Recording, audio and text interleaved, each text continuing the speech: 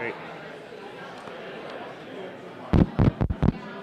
Hello, everyone.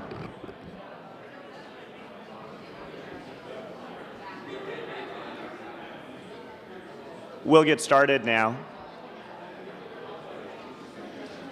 My name is Craig Volden. I'm the Associate Dean for Academic Affairs at the Batten School, and I'm pleased to welcome Aneesh Chopra on behalf of both the Batten School and the School of Engineering and Applied Sciences.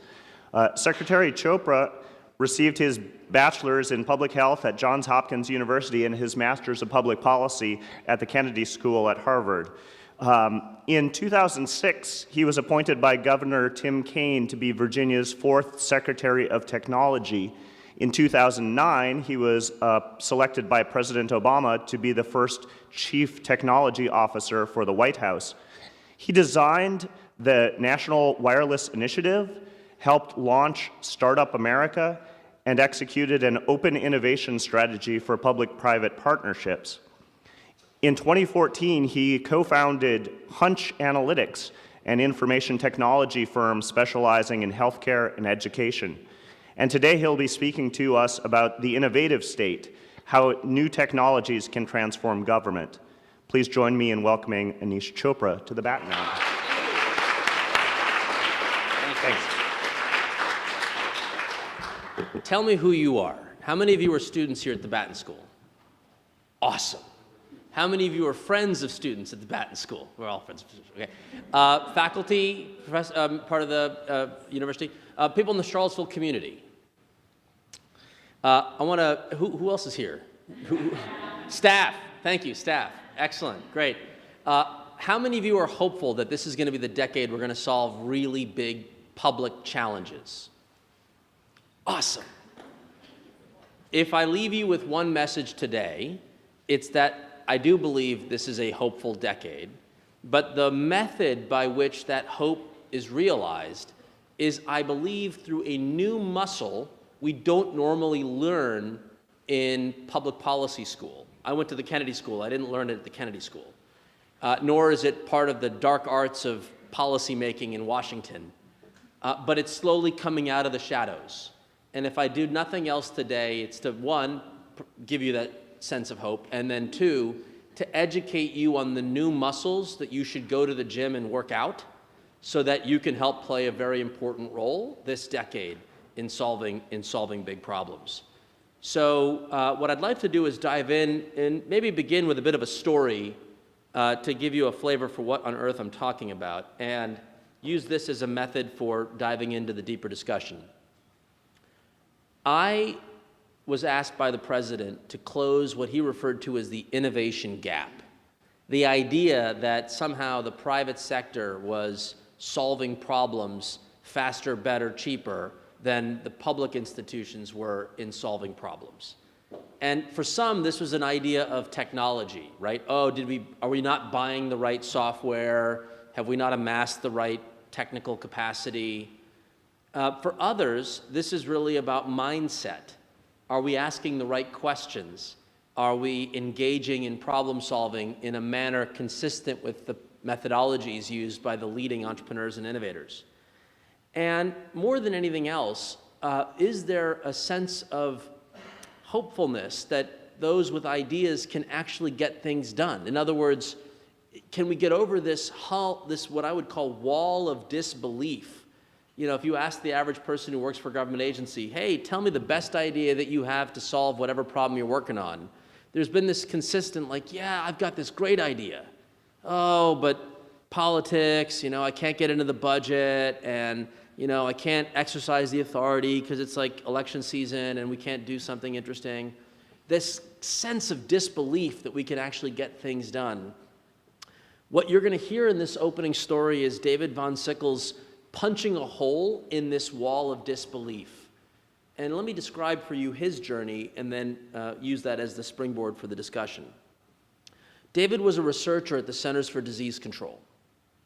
He had a hypothesis that the way we were treating asthmatic patients wasn't to the standard it could be to really make a difference in people's lives. I don't know the statistics, and Pam, our local hospital CEO, is here, and she might quote these better than I can. a patient with uncontrollable asthma might be somewhere on the order of $4,000 to $6,000 of expense per year because they go to the ER when they didn't need to be if they could have managed their asthma better. So uncontrollable asthma is both bad for the patient and bad economically in the sense that it costs us money.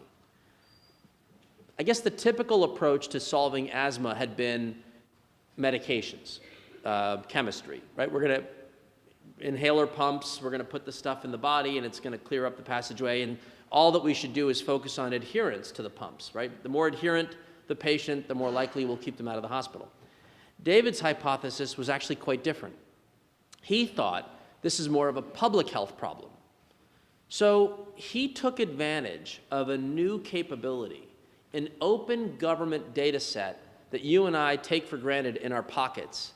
It's the GPS chip that every one of us has in our phones. I don't know how many of you know the history and the origin of the GPS chip, but we would thank Presidents Ronald Reagan and Bill Clinton for its arrival into our lives.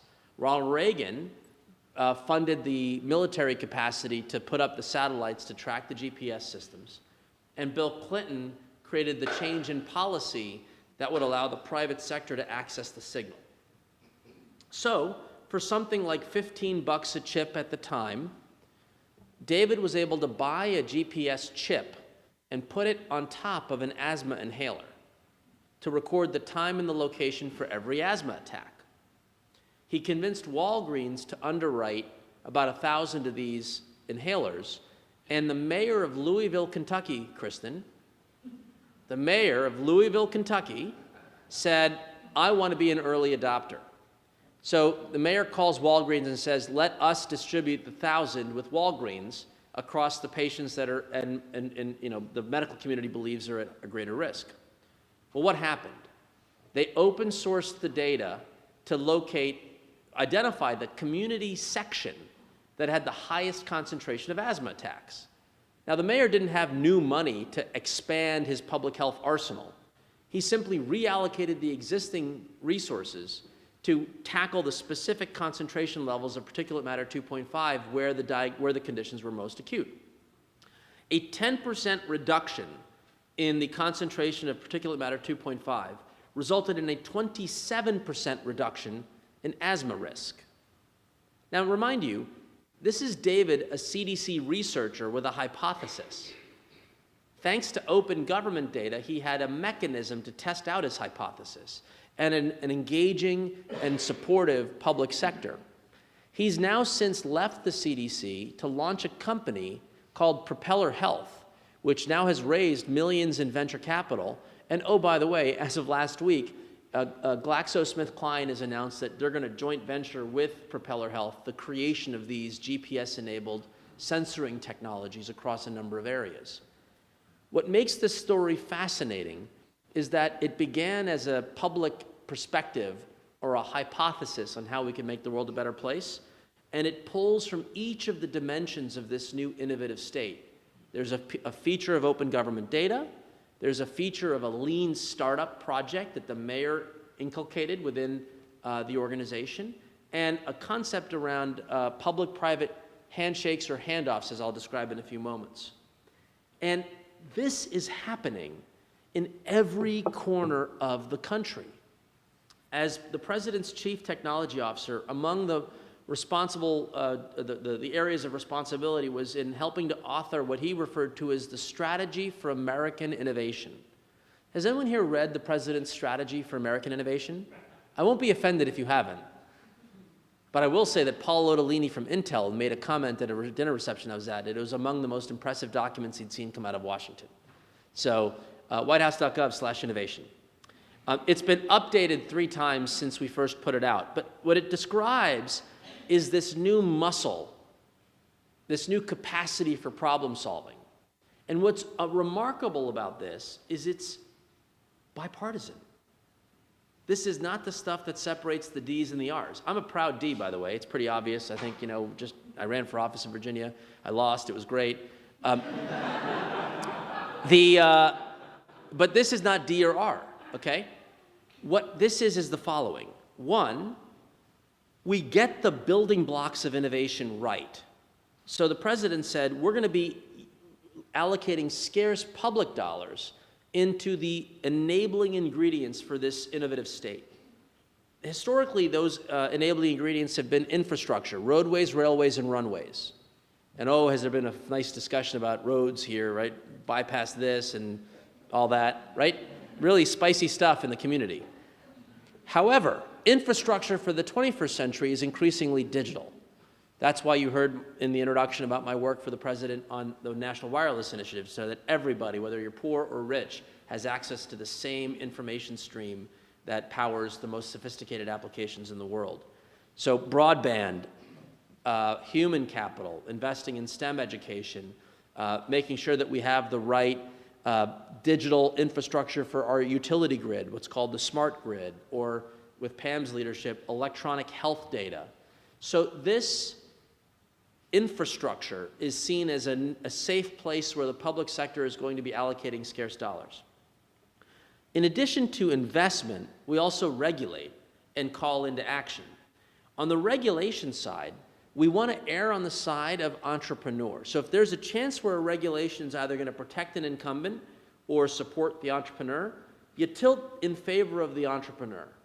What that means is you want to have a bias in policy for new ideas, because many of those ideas will fail, but some of those new ideas will actually spark the breakthroughs that are going to make our lives better. Generally speaking, incumbents aren't the most innovative organizations on the planet. You want to create a safe place for some thoughtful disruption.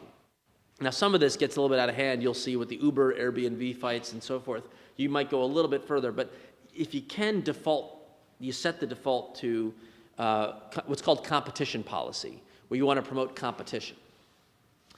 In addition to that, you want to inspire folks like you who will graduate from this phenomenal institution and won't just be policymakers in the sense of, you know, let's push forward good ideas, let's get them through the legislative process, let's get them implemented through smart regulatory policy.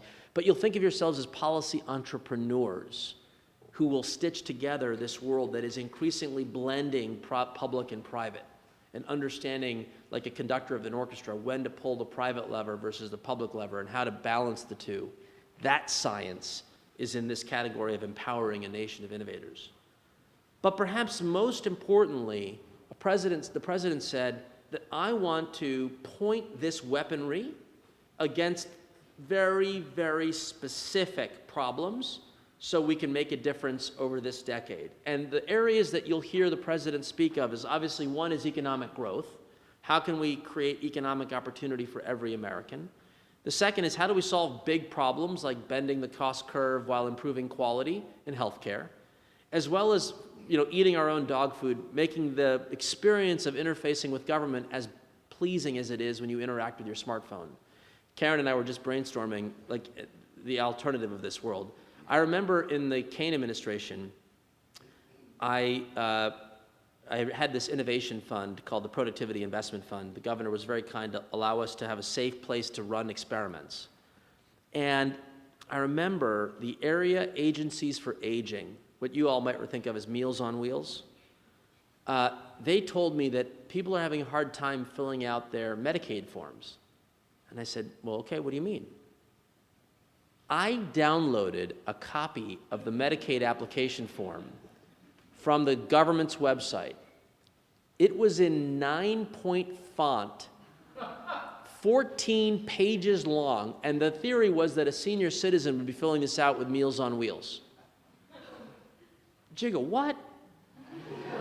And so we put a small little funding grant together to run an experiment. Could we recreate the form using modern web architecture, and maybe it's a little bit more interesting? I learned this morning we may still have those paper forms, which really sucks because we ran that experiment in 2007. But okay, we have a ways to go. But the point being, if you were to think about the public sector as a beta test site, we should be an example of what we expect the rest of these sectors to look like. So we're going to talk a bit about how each of these pieces come together, but to get you to where I wanted to put you in my shoes when the president handed me this assignment, right? By the way, pretty cool. what was really cool was when Governor Kaine asked me to be Secretary of Technology, it was kind of cool. It was the first Indian American, whatever, cabinet dude, whatever, Virginia. And I had an awkward moment. Governor Warner, who is my guru, right? He's our hero. We love him. He's our senator, as is Senator Kaine. We are blessed in Virginia to have two rock star senators. Like, let's not take this for granted. You should intern for them if you can. If you don't, we'll find a way to get you there because they're two, world-class people. And we inherited Warner's team who wanted to stay, so I didn't have a lot of capacity to hire my own staff, which is good because they're really smart, but I also wanted to bring on a few people. I mean, you want to have your team. I had one slot, and it was so awkward because I knew who I wanted to have fill that slot. Problem was, he's a fellow Indian American who's my age, and we're both from Arlington, Virginia. So I was like, oh man, you broke the barrier with me, and now I have to ask him if he'll break it again and have me, with a deputy who's gonna be another. I'm like, oh man, this is not gonna go well. So I sit down with Governor Kaine, a week after we're sworn in, whatever, and we're having the conversation about staffing, and I'm like, he's like, what recommendations do you have, whatever. I said, Governor, I have this one anxiety because I genuinely believe I've got a phenomenal candidate, but I want to be sensitive. I don't want to mess anything up with processes and, all this, rules about who we can or can't hire. I said, but here's the guy. He laughs at me. I said, why are you laughing, Governor? He goes, Aneesh, talent. Our society is about talent. I don't care the color of the skin, the age, the background, the sexual, just we want the best possible team. And so I was able to bring on board a guy named Vivek Kundra. And fast forward, when President Obama said, I'm going to hire the country's first CIO and the first CTO, he hires Vivek to be CIO and me to be CTO. This is like Indian grandma dreams from heaven. What? The brothers are like, yo, that's amazing. Wow. So I digress. Very cool experience. But he gives me this assignment. Okay, close this innovation gap. And I had a theory coming out of Virginia as to what we could do, but I mean, the stage between the state and the federal level is just a different animal. So I'm like, oh my God, I gotta figure this thing out. So I tried to cast as wide a net as I could for ideas on what were the management levers. Now, you're at the Batten School. You may or may not take courses at McIntyre or Darden. And I think part of the theory here is you can blend and it all, right? You all can hang out with each other. You're allowed to do that? We can mix and match? Okay. I would do the following. I would study as much on the subject of open innovation as you can, because it captures the spirit of an innovative state. And here are three aspects. And by the way, the godfather of this is Henry Chesbrough at Berkeley, who's written the book on open innovation, and I'd highly encourage you to take a look at it. There are three dimensions that I thought had direct applicability in the public sector. The first was culture. The CEO of Procter & Gamble famously made a bold statement that 50% of all new products and services sold by Procter & Gamble would come from ideas originating outside of Procter & Gamble's famous in-house lab network. So I picked up the phone and I cold called Bruce Brown, the Chief Technology Officer of Procter & Gamble, and I asked him effectively the following question. Ooh, awkward, you got punched in the gut. Your boss said you're only good for half the productivity. What did that feel like? I didn't really say that, but I was curious, right? Here you are, you run this super world-class lab network, and you're supposed to be the engine of innovation. Now your boss says you're only good for half. Was that dispiriting? And Bruce laughs and says, Aneesh, it was liberating. I said, liberating, what do you mean? He said, of course, we are believers in Joy's Law. Anyone here know what Joy's Law is? Bill Joy was one of the famous founders of Sun Microsystems, and he famously said that no matter who you are, the smartest people on the issues you care about work for someone else. Mathematically, it has to be true, right? No matter how brilliant Mr. Jefferson's university is, there are people outside of this institution that have capacity. So this statement, I said, Bruce, give me an example. Where did this outside ideas help? He says, ironically, Aneesh, the government. And I said, no, you're misunderstanding me, Bruce. I'm here to learn about how we can make the government more innovative, not for you to tell me that we already are. He said, no, it's true. I said, you got to tell me the story. I was so impressed, I said, you have to share this story with the president. That's a picture of him briefing the president on the following story. It has to do with military weapons and diapers. Okay? What do they have in common? Well, it turns out that it is really hard to make, at scale, diapers. What diapers are really good at is there's like this water-absorbing material, urine-absorbing material, that is placed at just the right location within the diaper. And at 1,000 diapers a minute, you got to be really good about manufacturing this sensitive material at scale so that you don't have spillage or misallocation of the limited material. Because that's what makes a great diaper. The stuff's in the right place at the right time for, for its work. So it turns out we have a similar challenge in how we build nuclear weapons. You don't want nuclear material spraying around the floor. You got to be hyper precise as to where that material is placed. So one of the federal labs, Los Alamos, had built a computer model that allowed them to optimize the production process so that they would reduce leakage, spillage, whatever the expression is. And they open sourced that model to anyone. Procter & Gamble grabbed that model, applied it in their diaper production process, saved $1 billion in cash flow improvement for the organization.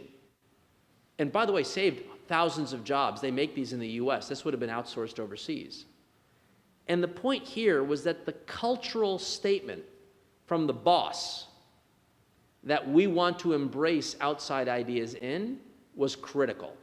So a big part of my strategy was to get the president out front and early, and then to have cabinet members be out front and early so that the folks underneath have got a new permission slip to bring these new ideas forward.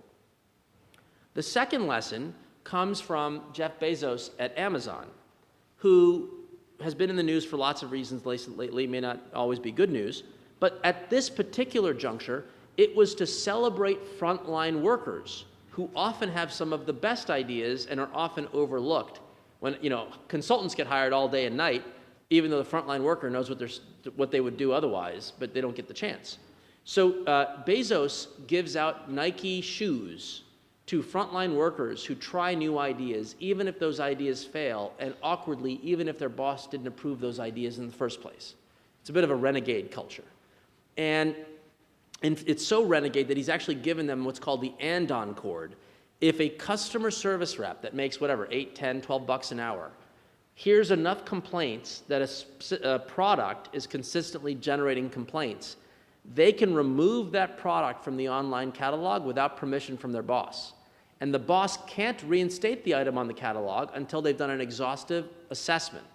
Just think of the power in the hands of a frontline worker. This comes from the Toyota production system, the lean production system, where they have an andon cord physically so that if a car worker sees a defect, they can pull the cord, stop the production line, address the root cause problem, and then carry forward. Very powerful lever.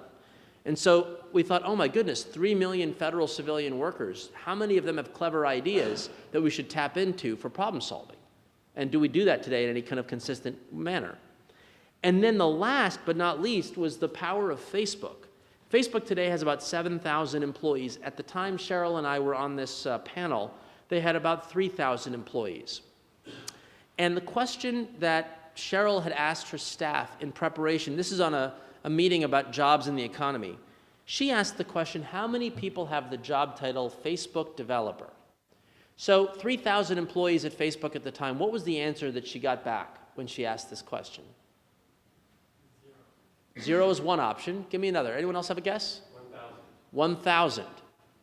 Okay, the right answer is 35,000. Who's good at math?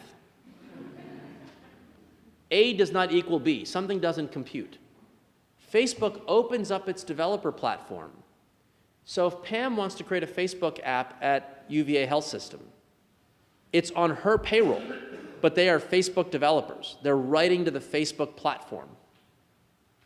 So light bulbs go flashing off.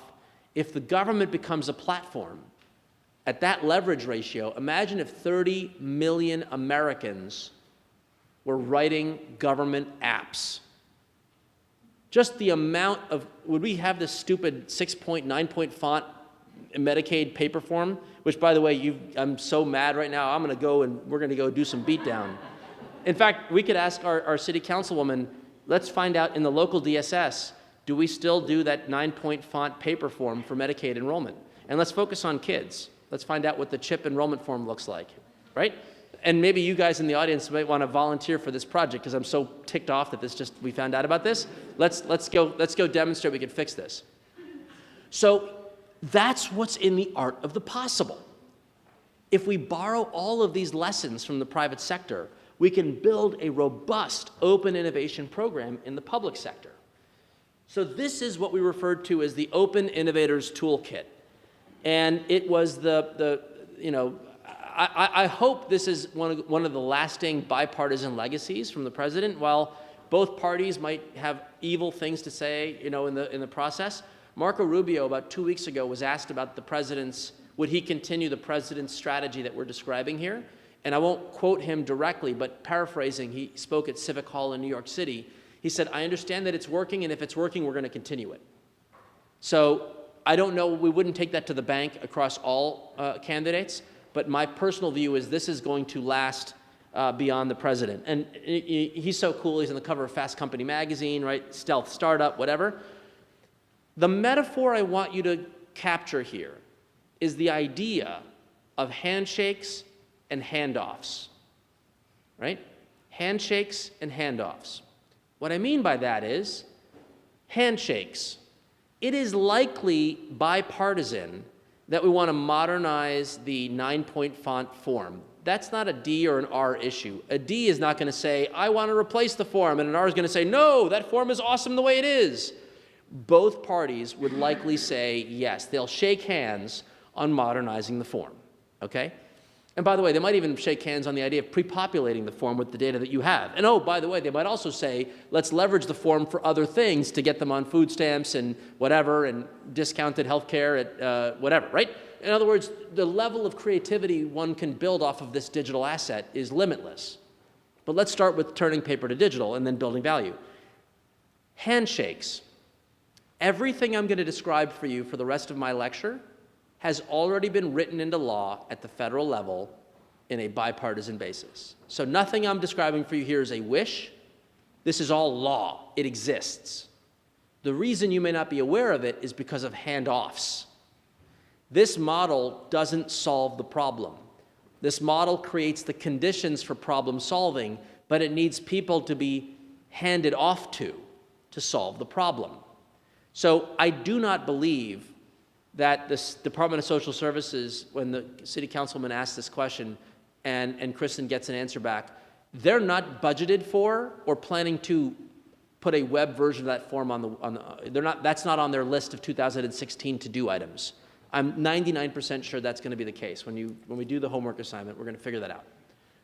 However, that wouldn't stop one of these brilliant minds to work with some kids from the engineering school to hack a new form and to say, hey, by the way, we've already built it for you. We've already built a digital version of it. Can we handshake in? Can you create a digital handoff so that my digital form can work in basically be a proxy for your government-run form, right? That's the policy question. Here are the 4 things that you can do under the law today. 1, we've made open data the new default. If we have data that's machine readable, if we have data, we will make it machine readable and available to the public by default.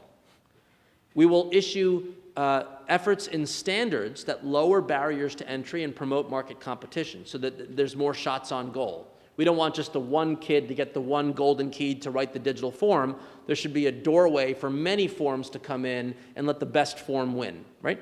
Third, prizes and challenges. Procurement is basically on the corner of evil and evil. And if you're studying procurement, please stop. It's just awful. There's nothing good that comes from procurement. And the reason for that is we've gotten away from the actual problem we're trying to solve, outcomes. The people who are really good at procurement are really good at compliance and paperwork, but not so good on the outcome side. We're going to get to Healthcare.gov in a second, but you'll see where that's going. So prizes and challenges now, Congress has given every federal agency the authority to bypass procurement to award prizes and challenges up to $50 million, where the winner doesn't have to have anything, a company, status, registration with the government. You could be like a retired Peruvian engineer who recently won an Air Force competition, developing a very fascinating Roomba robot that can help an uncooperative vehicle at a checkpoint where they've tried to bypass the vehicle. He's built a Roomba that goes up to 120 miles an hour in 3 seconds. You push the button like the Mach 5, and an airbag pops up, and it stops the car. Kick ass. A retired Peruvian radio technician built that application, right? Not a typical government procurement guy. So these 4 policy levers, let's spend a minute on each.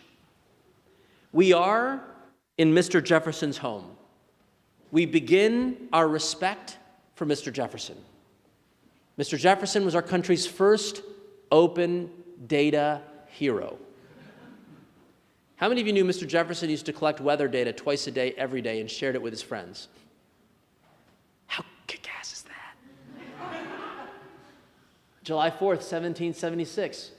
Philly was mild and with a high of 76 degrees. Thank you, Mr. Jefferson. The spirit of Jefferson is how the weather economy operates today. Weather.com, right? Frank Batten, right? Wow.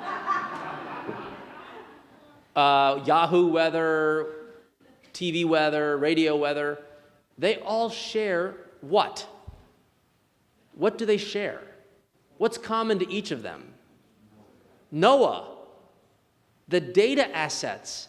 The government spends the billions putting up the satellites and sensor networks, opens up the raw data, and there is a competitive $5 billion a year industry to make sense of this data and to mash it up with other data to do unbelievable things. I was speaking with the current CEO of Weather.com, and I said, give me the weirdest application for weather data that you've seen. Maybe I didn't say weirdest. Maybe I said, give me something that's pretty cool, whatever, for the book. So, wind blades. It turns out that wind farms are not cash flow, they're not operationally efficient, right? The yield is still low. But if I could predict with hyper precision the wind change, and I can adjust the wind blades just ever so gently in response to the change in wind, I could boost the yields 20%.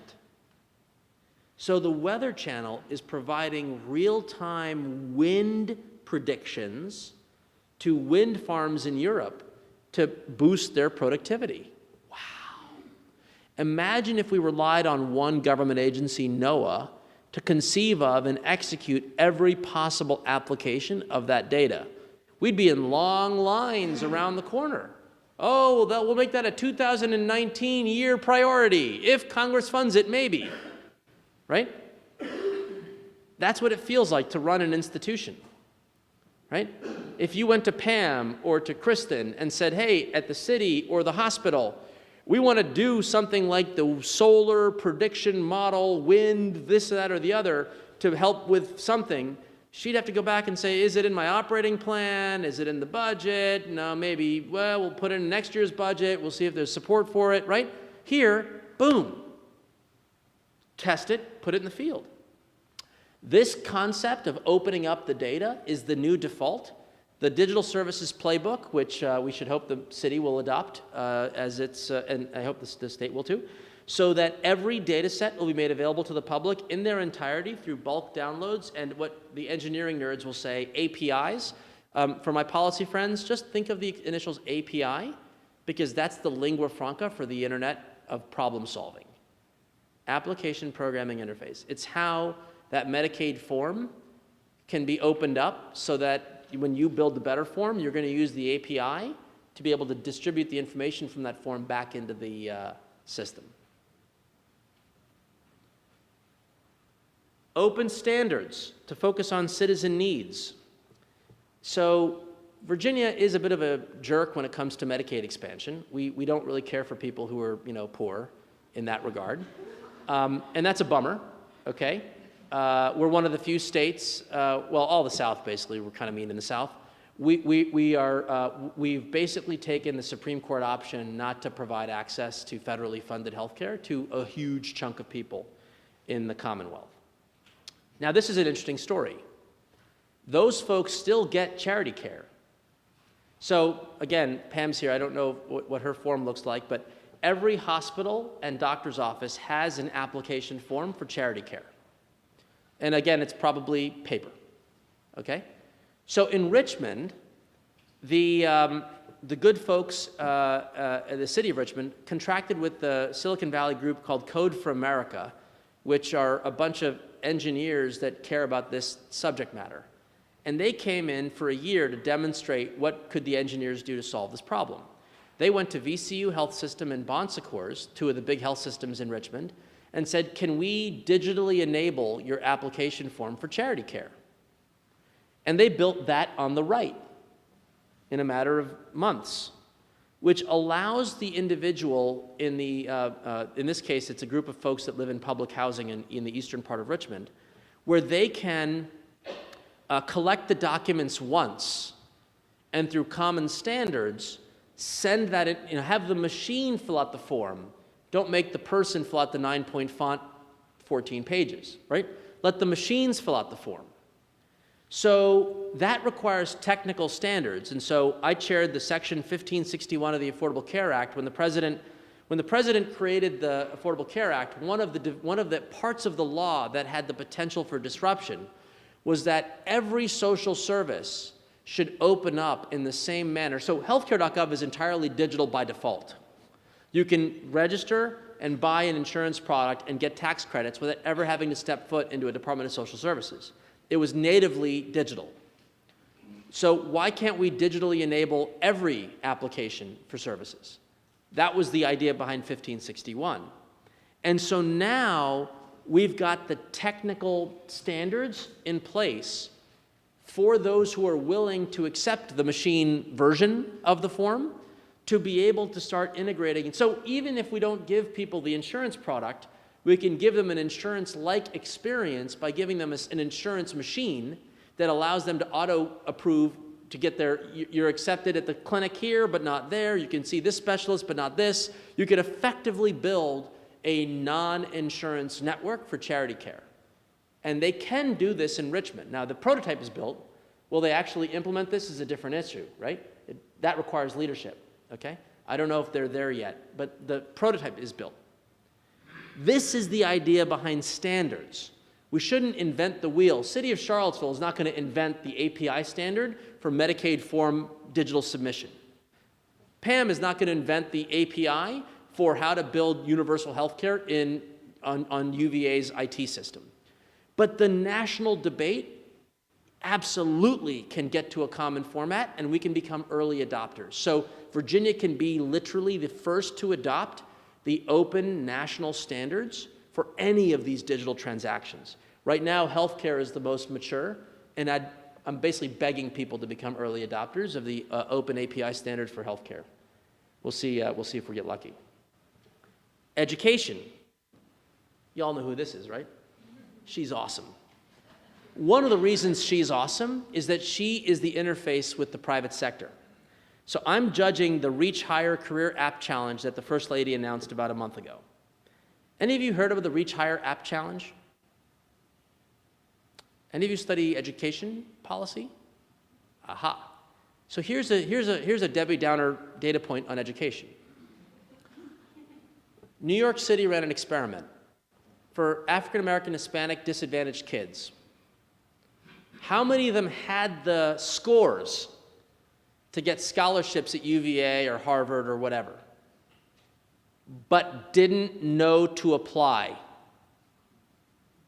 This is not affirmative action like give them a chance, change your standards, whatever. This is like they would have gotten in and they would have had a scholarship and their lives would have been demonstrably better, but literally they didn't know to apply, right?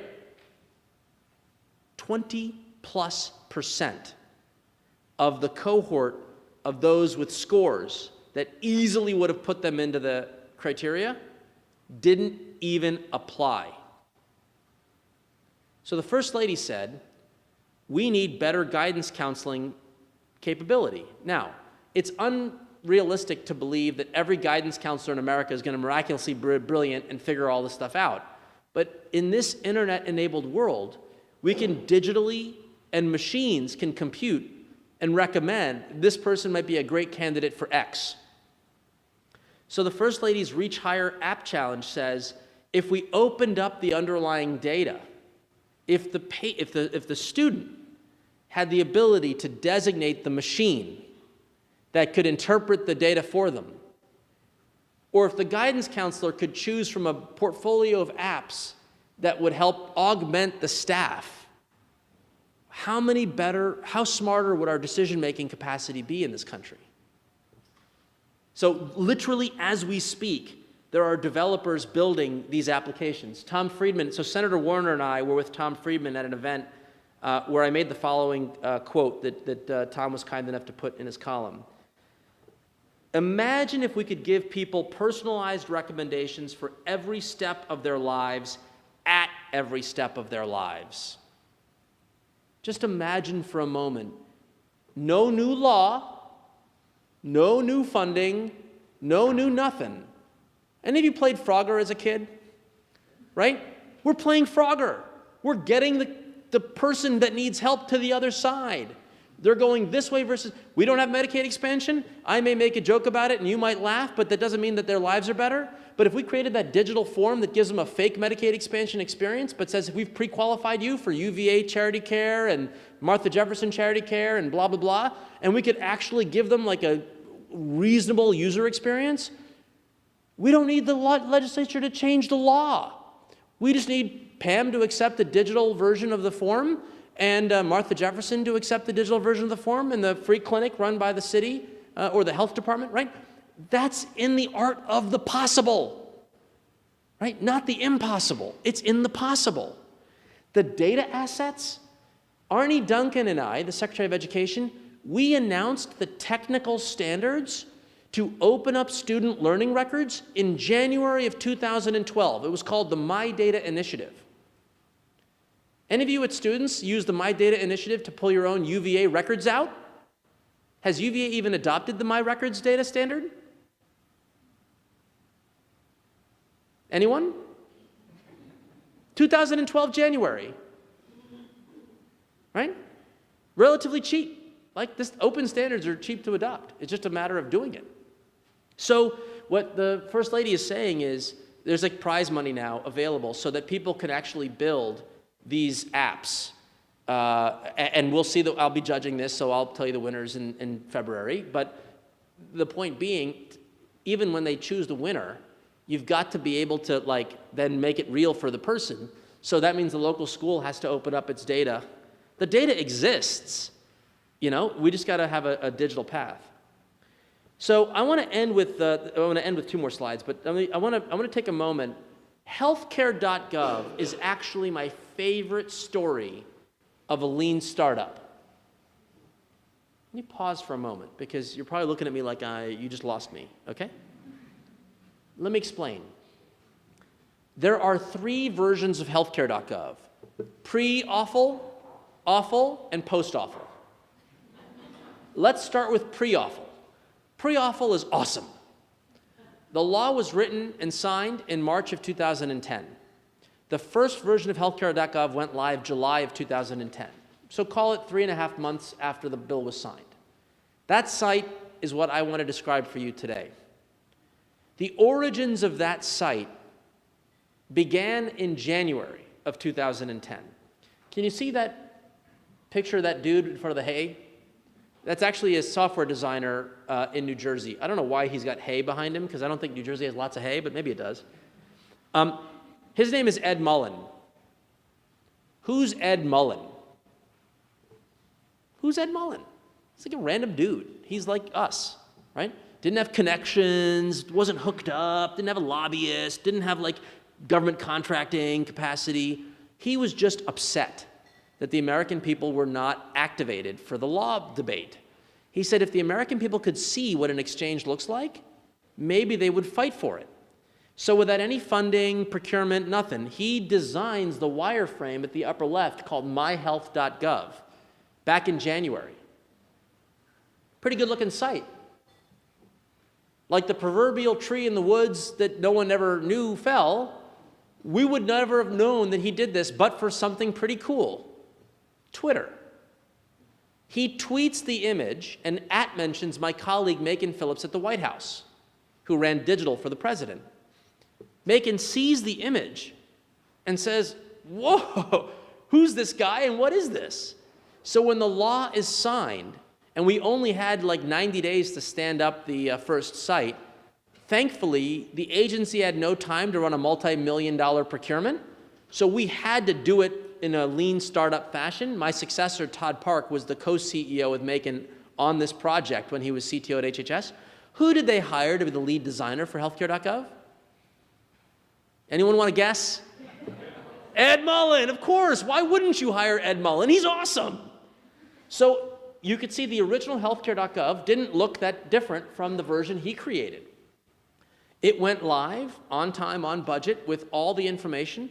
It was the database of every public, private, nonprofit sold health insurance product in America. Now, these were the jerky products that could discriminate against you, could upcharge you if you're sick, all those evil things that the insurance companies would do to individuals. Those were still there, but we just put a lens where that became publicly known. We gave you the default rejection rate for every plan that was sold. We told you the average premium surcharge rate. So it was a pretty good database.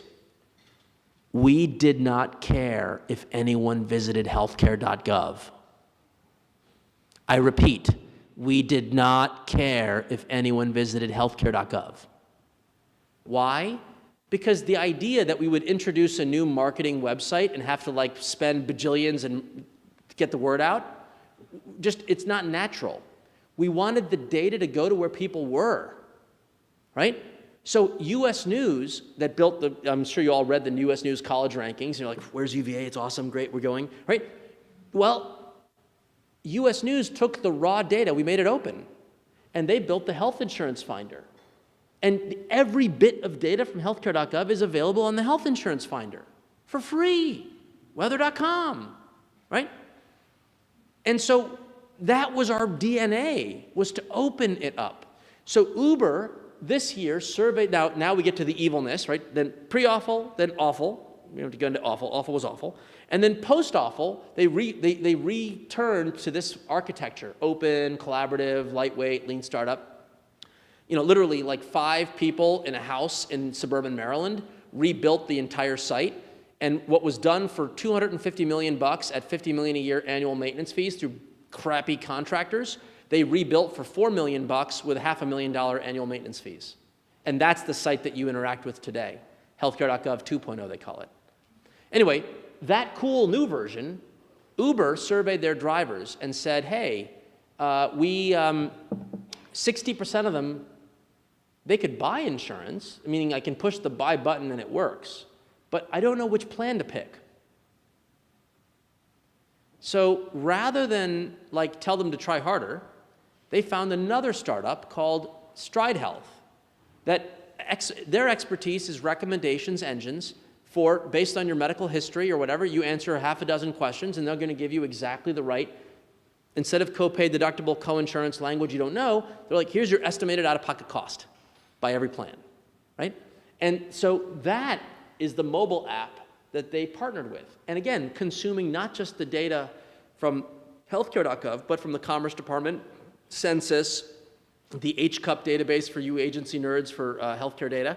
They consumed all of that to produce this application. And that's the spirit of innovation. Public-private. We open up the raw data, US News does something, Uber does something else with Stride, and we all learn from each other and we get better at a much faster pace. So let me now lift with the two final points, and I'll take any questions if you have any. I personally believe for graduates of Batten, this issue of trust in government is the central debate of our era. You can't get to brainstorming solutions like digitizing the paper form if people don't even have faith that you can do anything at all. And what's fascinating is, while trust in government is falling, when Pew surveyed Like, if you wanted a smidgen of hope, the people who do have trust are placing their faith in our capacity to use open data to improve the quality of services that we deliver to the American people. They're asking us to realize the potential of this more open and collaborative government to rebuild trust. How sad if you all graduate, you go into public policy, and you fumble at the goal line, right? You don't use these weapons. So what am I doing now? I'm going to end with this one final observation. I'm on the Governor's Council on Virginia's Future. And he announced about a year ago that we're going to build a real-time data asset for the demand signal of all the job postings in the Commonwealth. And I ran an experiment as a way to get into this. I asked LinkedIn, I said, for free, because no one has any money, will you open source your skills engine? So the Labor Department has a skills database. It's called ONET, and it's about 1,000, maybe 950 unique job postings, model job postings. LinkedIn has 50,000. So I said, hey, LinkedIn, would you open source your sort of skill engine? And if we can assemble all the job postings in April of 2000, I did this experiment in April of 2014. We used machines to read every job posting in Virginia from employers who wanted to hire veterans for their tech jobs. So we pulled just the universe of tech jobs from employers who made a commitment to hire veterans, and we ran it through the LinkedIn engine. We then went to the Commonwealth, the Employment Commission, and we said, who were the veterans that filed for unemployment in April 2014? What was their skill profile? Because every time you fill out unemployment, you have to fill out your background. And we tried to use machines and researchers to match up. Here's what we learned. 24% of all the job postings from the tech industry for employers who want to hire veterans were entry level. And the research team at the Corporate Executive Board, again, everybody volunteered their time for this, they looked at the data for the people that were in the unemployment rolls and found that every single one of those unemployed vets could have been tech trainable. That is less than 3 months of training to land those tech jobs. But like two ships passing in the night, the employer didn't know to screen for them, and they did not know to apply for that tech job. So what we're trying to do in the governor's experiment for this thing called CCARS, the Commonwealth Center for something or other, Advanced Research Institute, we're going to try to prototype this sort of better matchmaking, Tinder for jobs in Virginia. I'm trying to be cool with the cool kids for the adults in the room. The premise being, if we could create a demand signal of open data of all the skills for every job in the Commonwealth, and we had a capacity to say, when you interface with our workforce system, we'll match you. And maybe the government itself won't build the matching engine, but we'll create the capacity so that LinkedIn could write the VEC app or Monster or whomever. This is the opportunity. And I'll leave you with this final observation. If we exercise these muscles, I believe we will start to demonstrate material benefit to the people that we serve, and we'll reach new compromise on some of the thorniest issues, from climate change to healthcare reform to reimagining our financial marketplace or supporting the underbanked. All of these thorny issues will now have a new option, the innovative path option. We could regulate, we could fund, or we could spur innovation. And that third muscle, that third path, is in your hands. Let's go make it work. Thank you very much.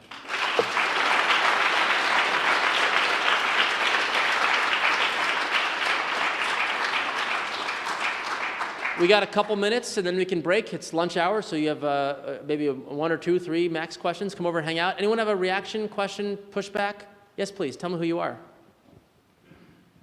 Hi, my name is Catherine. I'm a second-year MPP student, and my question is mainly kind of related to the third point that you made with Michelle Obama and the guidance counselors and talking about using different sort of apps to kind of bridge the scholarship gap that we've been seeing. Yes. And I guess something for me at least that I've kind of been thinking about throughout this is I didn't know about most of these apps either when you started talking about them. Yes. So I'm kind of curious as to like the access issue. Correct. I guess. So how do different public sectors that are already, they have limited resources already and they don't have people dedicated to these certain jobs. How do they find out about these different startups? And how do they also find out about the open access data that is available to them that they could be using, that they could be tinkering with to come up with their own startups? How do they find that access, and how do you make it accessible to them so that they can use it in a meaningful way? I'm dead serious. So the reason my successor is my successor and one of my best friends and my hero is he made the comment to me that when we made open government data the policy, that didn't miraculously mean anyone knew about it or was doing anything with it. So what he did was he said, if any group of people passionate about solving a problem were meeting, he would fly to visit them to educate them on this opportunity. Then